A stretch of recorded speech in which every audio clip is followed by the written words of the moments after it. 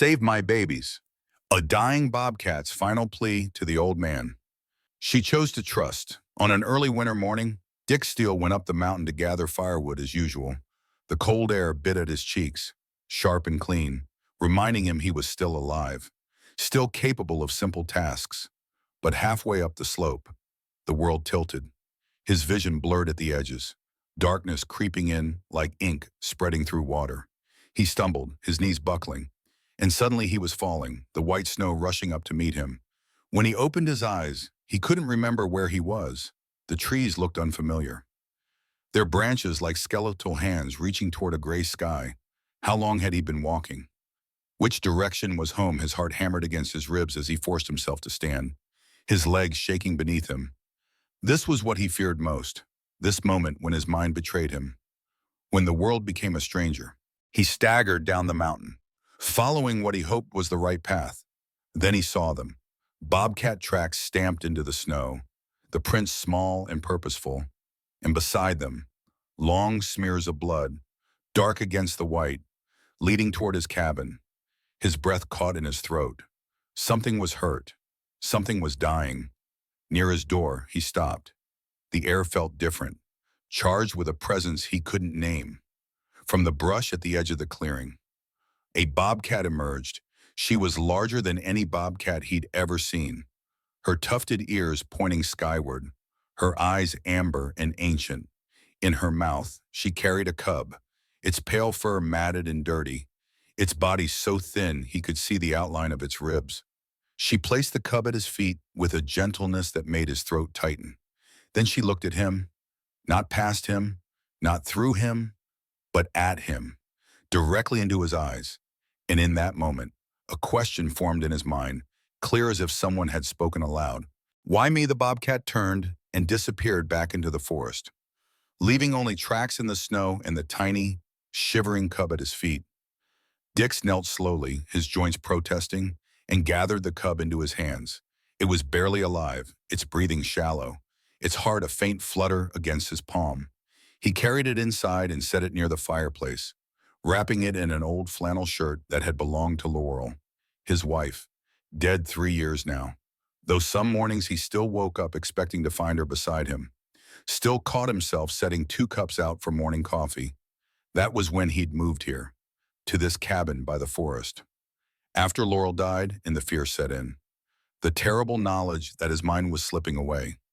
He'd noticed it first in small things, forgetting where he'd put his keys, losing track of conversations mid-sentence, calling David by his father's name. His son had been patient, kind even, but Dix saw the worry in his eyes, the careful way David watched him, as if he might break. So he'd left, told David he wanted solitude, wanted to spend his remaining years in peace. But the truth was simpler and more shameful. He couldn't bear to become a burden, couldn't stand the thought of David's life shrinking to accommodate his failing father. The doctor's appointments and the medications in the slow, inevitable decline. Better to disappear quietly, to let David remember him as he'd been, not as he was becoming. The cubs survived the night, and the next. Dix fed it milk from an eyedropper, watched it grow stronger day by day. He named it Frosty, for its cream-colored fur. Pale as early snow, caring for Frosty gave shape to his days, anchored him when his mind tried to drift. The cub knocked on his bedroom door every morning at 6, its small paw insistent against the wood. It scratched gently at the chair leg whenever Dix sat down to read, a reminder of its presence. At night, it curled in exactly the same spot beside the fireplace, its body a warm, breathing comma. Dix began to call it his living clock. Those predictable behaviors, those small rituals, helped him mark the passage of time when his memory couldn't. He knew it was morning when Frosty knocked. He knew it was evening when the bobcat settled by the fire. The world made sense again, in these small, contained ways. One afternoon, while cleaning the woodshed, Dix found evidence of surveillance, food containers overturned, their contents spilled, animal fur caught on the window frame, gray and soft, footprints circling the house, the same pattern repeated over many days. The bobcat had been watching him, studying him, She hadn't simply abandoned her cub in desperation. She had chosen him deliberately. He collapsed to his knees in the shed, his hands trembling as he stroked the tuft of fur left on the window. A sob burst from his throat, raw and wordless. Even he could not believe it. That someone, even a wild creature who could not speak, had looked at him and decided he was trustworthy, had seen him living quietly, posing no threat, and thought, this one, this human can care for what I love most. He wept then, in a way he hadn't allowed himself to weep since Laurel died, because he'd been so certain he was invisible, irrelevant, a man whose time had passed. But the bobcat had seen him, had judged him worthy. It shouldn't have mattered so much. The opinion of a wild animal, but it did. God help him. It did. Frosty grew quickly, its body filling out, its movements becoming fluid and confident. Dix taught it to come when called, to stay off the kitchen counter. Small things that made cohabitation easier, but he never tried to make it into something it wasn't. Frosty was wild, would always be wild, and that was as it should be. The first time Frosty brought him a bird, Dix froze. It was early spring, the morning light streaming through the windows, and the bobcat pushed through the cat door he'd installed, something gray and limp dangling from its jaws. A junco, its neck broken cleanly, its wings spread at awkward angles. Death, the sight hit him like a fist to the stomach. All he could see was Laurel in her hospital bed, her body broken by cancer, her breath rattling in her lungs. All he could feel was the helplessness, the rage at his own uselessness. He stumbled backward, his voice sharp. No, take it outside, take it away. But Frosty didn't move. It lowered its head and placed the bird carefully at Dix's feet. Then it stepped back and sat, its golden eyes fixed on his face, waiting, its tail curled around its paws, its ears swiveled forward, alert and hopeful. Dix's anger drained away, replaced by something more complex. This wasn't cruelty. This wasn't death for death's sake. This was a gift. Frosty had hunted successfully, had proven its skill, and it wanted to share that success with him. I can take care of you too. That's what those steady eyes were saying. I can provide. I am strong enough to help. He knelt slowly and picked up the bird. Its body was still warm, its feathers soft. This was what Frosty was, what it would always be, a predator, a creature of tooth and claw, of blood and survival. And loving Frosty meant accepting that, not trying to sand away the sharp edges to make it more palatable, more pet-like, more human. He looked at the bobcat, really looked at it, and saw not the cub he'd saved, but a living being trying to connect through the only language it knew. Its wild instincts weren't something to be ashamed of or frightened by. They were part of the truth of what it was. And if he loved Frosty, he had to love all of it, not just the parts that were easy. Thank you, he said quietly. This is a good gift. Frosty's tail flickered once, satisfaction clear in every line of its body. It came forward and rubbed against his legs, purring, a sound like distant thunder. Over the following weeks, Frosty continued to hunt. It brought mice, sometimes rabbits, once even a squirrel. Dix learned to accept these offerings with grace, to thank the bobcat sincerely, to dispose of the prey respectfully. He understood now what he was witnessing. Frosty was maturing, growing into its full self, and that self was magnificent and fierce and entirely other. His job wasn't to tame that wildness, but to honor it, to create space where wild and domestic could coexist without either one being diminished. At night, he read to Frosty from the same books he'd once read to David, Charlotte's Web, with its meditation on death and friendship, The Velveteen Rabbit, with its insistence that love makes things real. Frosty would settle beside him on the couch, its head resting on his thigh, and sometimes it fell asleep before the story ended, its breathing deep and even. On those nights, Dix would stroke its fur and whisper, my son used to do the same, fall asleep right at the good parts. The loneliness was less sharp with Frosty in the house, but it was still there, a low hum beneath everything. He missed David with an ache that never quite went away, missed the sound of another human voice, the give and take of conversation. But he didn't call, didn't reach out. What would he say? That some days he couldn't remember what year it was, that he'd put the coffee pot in the freezer and spent 20 minutes searching for it, that he was terrified of the blank spaces in his mind, the way whole hours would simply vanish instead. He created exercises for Frosty, games that would prepare it for eventual release. He placed food on high shelves, making the bobcat climb. He hid toys throughout the cabin, encouraging it to search and stalk. He opened windows and let it watch birds, sharpening its hunting instincts. He told himself it was for Frosty's own good. This training, but really, he was preparing himself, teaching himself how to let go. Then he noticed something strange. Frosty, which had been growing increasingly agile and clever, suddenly seemed clumsy. It knocked things over. It failed to catch toys it had caught easily before. It appeared confused by simple tasks, sitting and staring as if it had forgotten what it was supposed to do. Dix's heart sank. Was something wrong with it? Some illness, some injury he'd missed. He watched the bobcat anxiously, trying to determine what had changed. And it was only later, much later, that he understood what he was actually seeing. 6 years passed. Dix was 74 now, his body wearing down in ways he couldn't ignore. His knees ached constantly. His hands shook when he tried to write. And his memory, his traitorous memory, continued its slow dissolution. Some mornings he woke and didn't know where he was. He'd created a notebook, writing down everything he wanted to remember. How Laurel liked her ginger tea, 3 minutes of steeping, a twist of lemon, how David used to wheeze when he slept, a soft whistle on every exhale, how Frosty loved being scratched behind the ears, its eyes closing in bliss. The notebook was titled Things I Don't Want to Forget. It was his mind, externalized, a copy he could leave behind when the original finally crashed. Then, one winter evening, the bobcat returned. Dix heard Frosty's warning cry and went to the door, his heart pounding. There she was, Shadow. That's what he'd named her in his mind. But she looked terrible. Blood matted the fur on her shoulder. She limped badly, favoring her left foreleg, and behind her, 3 small shapes huddled in the snow, cubs. Shadow looked at him with those same amber eyes, and he heard the question again, just as clear as the first time. Will you? He wanted to say no. He was too old, too tired, too broken.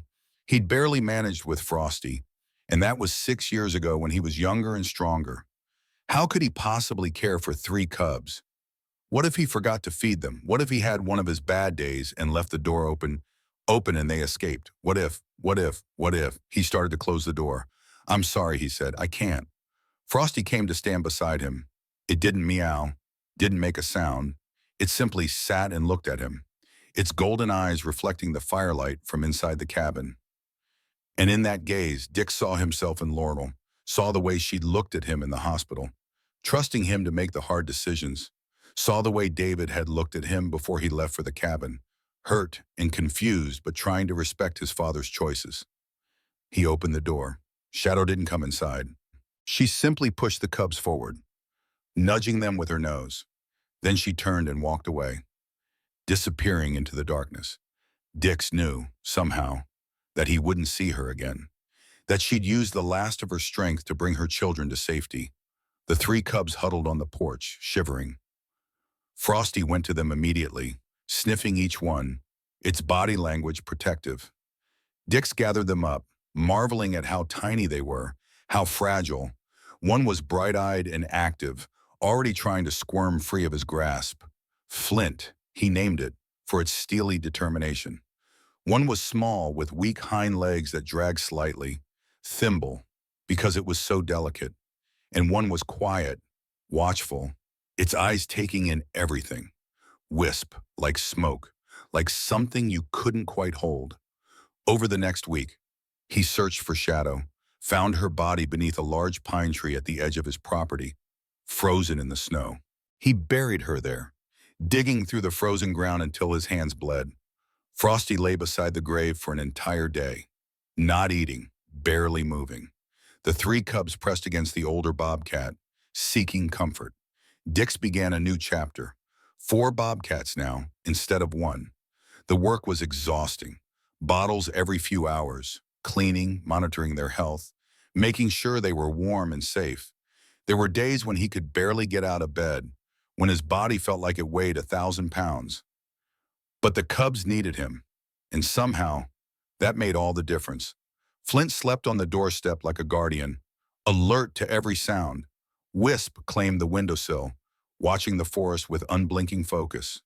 And Thimble, with its weak legs, slept beside Dix's feet at night, its small body warm against his ankles. Frosty moved between them all, grooming them, teaching them, a parent in everything but blood. One night, Dix made himself dinner, a simple meal of soup and bread. He set it on the table and turned to get a glass of water. When he came back, Frosty was sitting beside his bowl, staring at it, but not eating. Dix watched, confused. The bobcat had its own food, had eaten earlier. Why was it fixated on his dinner? Then he understood. Frosty wouldn't eat unless he ate, was making sure he took care of himself. The realization made his eyes sting. From that night on, he wrote in his calendar at the beginning of each day, "Eat for me and for him." The cubs grew. Flint became bold and adventurous, always the first to explore new territory. Wisp became thoughtful and cautious, assessing every situation before acting. And Thimble, despite its disability, became determined and clever, finding ways to accomplish what its body made difficult. Dix watched Frosty with them and finally understood what he'd seen months ago, that sudden clumsiness, that apparent loss of intelligence. Frosty had been pretending, had been deliberately acting helpless so that Dix would feel needed, would feel necessary. Because if Frosty could do everything on its own, if it was completely self-sufficient, then Dix might think his job was finished, might think it was time to let go of the bobcat, of life, of everything. Frosty hadn't wanted him to prepare for goodbye, had wanted him to keep living, keep trying, keep holding on. The manipulation was so human, so achingly familiar, that Dix had to sit down, had to press his hands to his face and breathe through the wave of emotion that threatened to overwhelm him. This creature loved him enough to pretend weakness, loved him enough to lie. He called Frosty over and held its face between his hands. "I see you," he said. "I see what you did, and I love you too." The bobcat purred, the sound rumbling through both their bodies. Then, one morning in late spring, David's truck pulled up the dirt road to the cabin. Dix heard it from inside and went to the window, his heart hammering. He hadn't seen his son in years, had told himself it was better this way, cleaner. But now, watching David climb out of the truck, older and grayer than Dix remembered, he wondered if he'd made a terrible mistake. David knocked on the door. Dix opened it slowly, bracing himself for anger, for recrimination. But David just smiled, tired and sad, and said, "Hi, Dad." The bobcats emerged from various corners of the cabin, curious about the stranger. David's eyes widened as he took them in. 4 of them were watching him with alert interest. "How long have you been running a wildlife sanctuary?" he asked. "It's a long story," Dix said. They sat on the porch, and Dix told him everything. About Frosty, about Shadow, about the 3 cubs. David listened without interrupting, his expression unreadable. When Dix finished, David was quiet for a long moment. "Why didn't you call me?" he finally asked.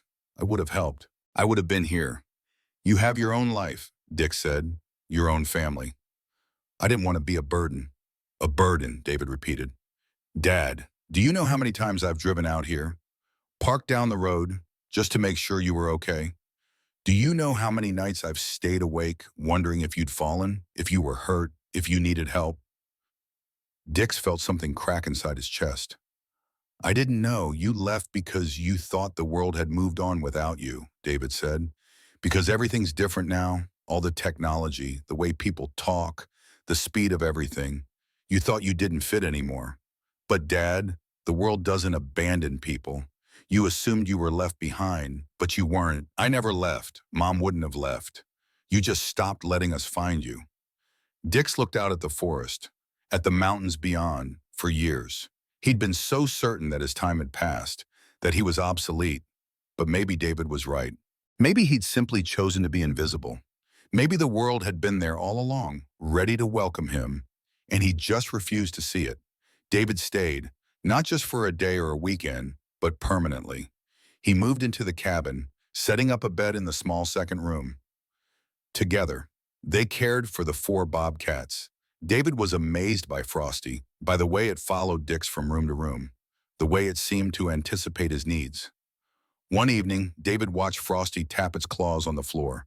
3 deliberate beats, a rhythm that tugged at his memory. Mom used to do that, he said quietly, when she was worried. 3 taps on the table. How does Frosty know Dix had wondered the same thing?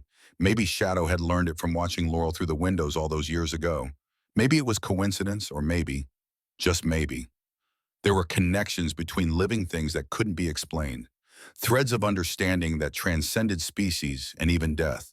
Mom sent Frosty to me, Dix said. I'm sure of it. David reached out and scratched Frosty behind the ears. Thanks, Mom, he whispered. As spring turned to summer, Flint, Wisp, and Thimble grew stronger and more independent. They spent longer periods outside, ranging farther from the cabin. Dix knew what was coming. They were meant to be wild. And wild things don't stay in houses forever. Even Thimble, with its weak legs, had learned to climb and hunt, adapting to its limitations with remarkable creativity. One day in late August, they didn't come back. Dix and David searched the forest, calling their names, but found nothing. It's time, David said gently. They're ready. Dix nodded, unable to speak. He'd known this would happen, had prepared for it, but knowing didn't make it hurt less. Frosty stood at the edge of the clearing, looking toward the forest. It was 8 years old now, still strong and healthy, still capable of surviving on its own. Dix saw the longing in the bobcat's eyes, the pull of the wild. Go, he said. It's okay. You can go. But Frosty turned away from the forest and came back to him. It rubbed against his legs, purring, then walked to the cabin door and waited. Dix understood. Frosty had made its choice. It would stay, not because it had to, but because it wanted to. They fell into new routines, the 3 of them. David took over many of the physical tasks that Dix could no longer manage, but Frosty remained Dix's companion, sleeping beside his bed, following him through his daily activities. On days when Dix's memory was particularly bad, when he forgot where he was or what year it was, Frosty would press against him, a warm, solid presence that anchored him to reality. David worked from the cabin, his laptop connecting him to a world Dix barely understood. But in the evenings, they talked. David told him about his work, about his daughter, Dix's granddaughter, who was studying biology in college. He showed Dix pictures on his phone, videos that moved and spoke. The technology was baffling, but the content was familiar. Family, connection, love. Sometimes David's colleagues would call, their voices coming through the computer speakers, their faces appearing on the screen. Dix listened from his chair by the fire, marveling at how the world had changed. People in different cities, different countries, working together as if they were in the same room. It was overwhelming, this new world. But it was also beautiful. In its way, the speed, the connectivity, the endless flow of information. It wasn't his world, not really, but that didn't mean it was wrong. One morning, for 3 weeks straight, David and Frosty guided Dix down to the small stream behind the cabin. His legs were weak, his balance uncertain, but they supported him on either side, patient and steady. The first time they reached the stream, Dix stood on the bank and breathed in the smell of damp earth and moss. Sunlight filtered through the trees, dappling the water. He'd forgotten this existed. This simple beauty had been so consumed by his fear and shame that he'd stopped noticing the world around him. Thank you, he said to both of them, for reminding me. Winter came again. Dix was 95 years old now, a fact that surprised him every time he remembered it. How had he lived so long? How was he still here? His body was failing in earnest now. His hands shook constantly. His vision was blurred. His memory was more holes than substance. But he was still here, still breathing, still capable of joy.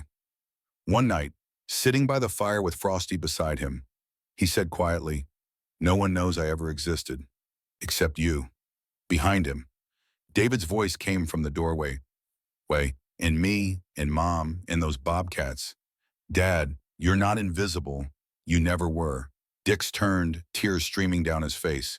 David came and sat beside him, putting an arm around his shoulders. Frosty climbed into his lap, something it rarely did anymore, and began to purr. On his 95th birthday, David prepared a small celebration. A cake, though Dix couldn't eat more than a bite. Candles that made his eyes water. And at the table, an extra plate and chair for Frosty. Because the bobcat was family, just as much as any of them. Dix tried to use his fork, but his hands wouldn't cooperate. The silverware clattered to the floor again and again. He sighed in frustration, embarrassment heating his face. David laughed, not unkindly. "Now I have something to do for you," he said, picking up a fork and cutting a piece of cake. "Open up." Frosty licked Dix's hands, a gesture of comfort and solidarity. Dix relaxed, letting David feed him, letting himself be cared for. It wasn't shameful, he realized. It was just love, offered and received. A movement outside the window caught his attention. Frosty leapt to the porch, its body tense and alert. David stood and looked out. Three shapes stood at the edge of the clearing, watching the house. Flint, broader and more scarred than before. Wisp, sleek and beautiful. And Thimble, still smaller than the others but strong and healthy. They'd come back, not to say but to visit, to check on the strange human who'd cared for them when they were small and helpless. Dick's throat tightened. They remembered. After all this time, they remembered. David brought Dix's wheelchair to the door. "Let's go see them," he said. They went into the forest, David pushing the wheelchair over the rough ground, Frosty leading the way. Flint, Wisp, and Thimble kept their distance but didn't flee. They watched as David stopped the wheelchair in a small clearing, surrounded by trees. Frosty went to the other three bobcats, touching noses with each of them in turn. A reunion, a recognition of bonds that couldn't be broken. David had been 7 years old when he first asked his father what happened when people died. They'd been sitting in the backyard, watching fireflies blink in the summer darkness. And Laurel had just gone inside to answer the phone.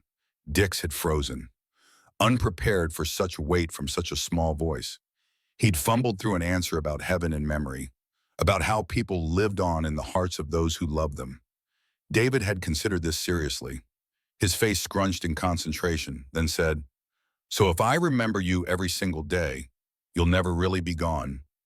"Yes," Dix had said, "exactly that." Now, decades later, David understood what his father had been too proud to ask for: to be remembered, to matter, to leave some mark on the world that proved he had existed at all. One afternoon, while Dix napped by the fire, David went through the notebook titled "Things I Don't Want to Forget," page after page of his father's shaking handwriting, growing less legible as the years progressed. But there, near the middle, David found an entry that made his breath catch. David's first word was not mama or dada, but bird, because we lived near the park and he loved watching them. He could sit for hours, perfectly still, just watching. I told Laurel he'd be a scientist or a philosopher, someone who notices things other people miss. David closed the notebook carefully, his vision blurring. His father had been right. He'd become a researcher, studying migration patterns, spending his life watching birds move across continents. He'd never made the connection before, never traced that career back to those hours in the park and with his father's patient presence beside him. That evening, David told Dix about his work, really told him. Not just the simple version he usually offered. He explained his research, the patterns he'd discovered, the papers he'd published. Dix listened with fierce attention, asking questions that revealed he understood far more than David had given him credit for. When had he started assuming his father couldn't follow complex ideas? When had he begun speaking to him like a child? "I'm sorry," David said suddenly, "for treating you like you were already gone, for forgetting that you are still here, still you, even when your memory fails." Dix reached out with a trembling hand and gripped David's wrist. "You came back," he said. "That's what matters. You came back." They developed new rituals. Every Morning, David made coffee the way Laurel used to, strong and black with a touch of cinnamon. They drank it on the porch while Frosty patrolled the perimeter of the clearing. David would read the news aloud, translating the complicated modern world into terms his father could grasp. In return, Dix told stories from his own youth, from the years before David was born, when he and Laurel were young and fearless and certain they could build a life from nothing but love and determination. Some days, Dix forgot who David was, called him by his own father's name, or by the name of a childhood friend long dead. On those days, David didn't correct him. He simply sat with his father, holding his hand, being whoever Dix needed him to be in that moment. Because love wasn't about being remembered correctly. It was about showing up again and again, regardless of whether your presence was understood or recognized. One night, Frosty brought them both a gift, a rabbit laid carefully at their feet. The bobcat looked from Dix to David and back again, its meaning clear. You are both my family. I provide for you both. David met his father's eyes across the body of the rabbit, and something unspoken passed between them. Acceptance, gratitude, the understanding that they'd been given something rare and precious. This strange household of humans and wild things, this unexpected grace. We're lucky, David said. Dix nodded, stroking Frosty's head. So lucky we almost missed it. Dix looked around at the forest, at the mountains rising in the distance, at the wild creatures who'd chosen to trust him.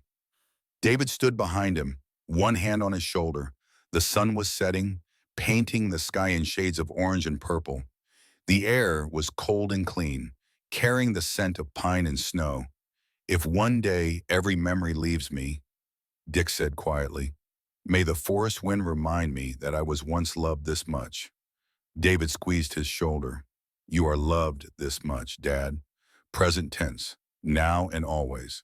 Frosty returned and placed its head on Dix's lap, its golden eyes reflecting the dying light. The other three bobcats moved closer, forming a loose circle around them. For a moment, everything was perfect and whole.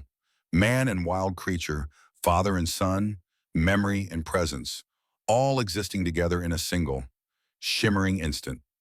Dix closed his eyes and let himself feel it, let himself believe it. He was not invisible. He was not forgotten. He was here, still here, witnessed and loved by the world he'd thought had left him behind. The forest wind moved through the trees, carrying his name. Every rescue begins with a heartbeat that refuses to give up. We're grateful you chose to listen to this one. If you'd like to hear more stories like this, a simple like or subscribe means the world to us.